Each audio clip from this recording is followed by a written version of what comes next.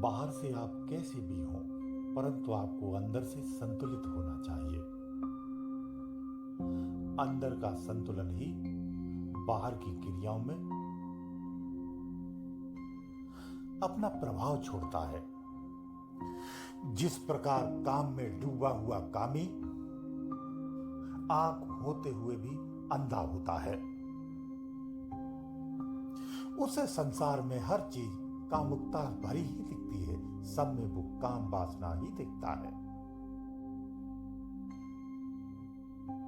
वो अपनी प्रेमिका को कहता है कि परमात्मा ने विशेष रचना बना करके धरती पर उतारा है, उसे सब कुछ वही दिखती है।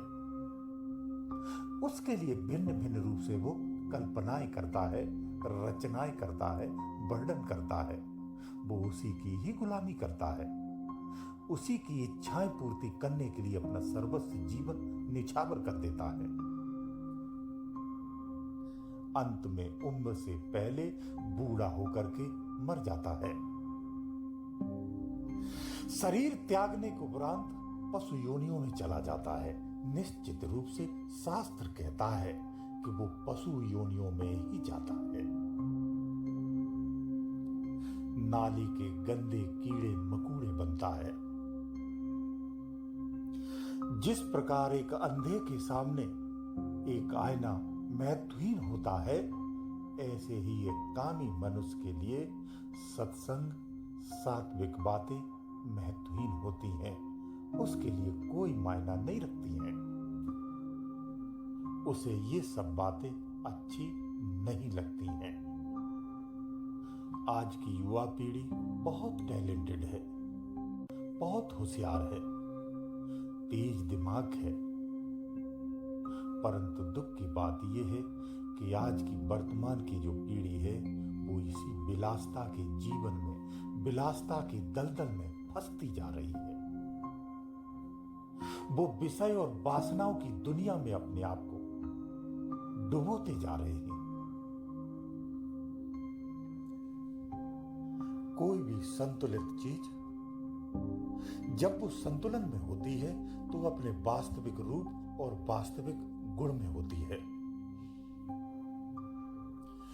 काम का भाव हर जीव में होता है, लेकिन संतुलित काम का भाव अपने निज गुण में होता है तो वो अच्छा होता है। लेकिन वही जब असंतुलित हो जाता है तो नाश का कारण बनता है। वर्तमान में अगर देखा जाए तो संतुलन ही बिगड़ा हुआ है, अंतर संतुलन हमारा बिगड़ा हुआ है। हम असंतुलित हैं। किसी भी क्षेत्र में देखिए संतुलन डगमगाया हुआ है। जिन चीजों से संतुलन होना चाहिए था, जिन चीजों से संतुलन होता है, उन चीजों को हमने त्याग दिया है। यही इसका मूल कारण है। हम पढ़ लिख करके एक कामयाब व्यक्ति हो जाते हैं, धन दौलत कमाते हैं, सुखी संपन्न होते हैं, लेकिन हमारे कर्म बुरे ही रहते हैं। हम भोगों में वास करते हैं, हम कामी हो जाते हैं, हम नशा करते हैं, हम व्यभिचारों में फंसते हैं, कमाए हुए धन को व्यभिचारों में खर्च करते हैं। ये काम का असंतुलन है। जीवन कैसा भी हो, असंतुलित अगर है तो वो दुखी ही करेगा, कष्ट ही देगा, नाश का कारण बनता है। संतुलन सीखना है तो प्रकृति से सीखिए। प्रकृति की एक एक चीज संतुलित है, व्यवस्थित है, अपने निजी गुण में है। इसी कारण आप मानव शरीर में हैं। मानव शरीर पाकर के अगर अंतर से आप संतुलित नहीं हैं तो आपके अंदर में मानव गुण क्यों ना हो, लेकिन वो भी फिर व्यर्थ ही हैं। वर्तमान की जो पीढ़ी है वो अपनी उन संस्कृतियों से, उस अंतर विज्ञान से भटक चुकी है या दूर होती जा रही है। इसी का परिणाम है कि हमारी जिंदगी जो बाहर में है असंतुलित हो चुकी है। अंदर से और बाहर से हम दोनों तरह से असंतुलित हो गए हैं। इसलिए हम कुकर्मों में फंसते जा रहे हैं, कुमार्गों पर जा रहे हैं। हम बुद्धि से तेज होकर के भी, धन दौलत कमा करके भी हम दुखी ही हैं, व्यसनों में फंसे हुए हैं। ये वास्तविक आपकी जिंदगी नहीं है। हमें जानना चाहिए कि अंदर में हमारे क्या है, अंदर से हम कैसे संतुलित हों। भीतर से ही संतुलित होते हैं, यह ध्यान रखना। जो अंतर से संतुलित है उसका सारा जीवन संतुलित होता है, व्यवस्थित होता है, और वही व्यक्ति अंदर से पूरी तरह से सुखी और संपन्न होता है।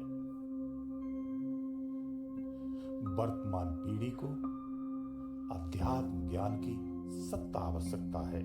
उन्हें इस पर फोकस करना चाहिए, कभी अंदर में मनन करना चाहिए।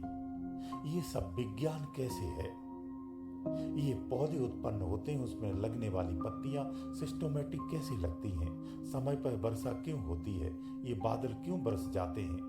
जो साइंस कहती है उसे स्वीकार करिए, लेकिन उस साइंस में ये सब क्यों होता है इसे भी तो स्वीकार करिए। अध्यात्म की जो वास्तविक साइंस है उसे जानना है तो अंतर विवेक को जगा लो। केवल इतना काम करिए, अंतर विवेक अगर आपका जागृत हो गया तो फिर आपका जीवन असंतुलित हो ही नहीं सकता है, कदापि नहीं हो सकता है।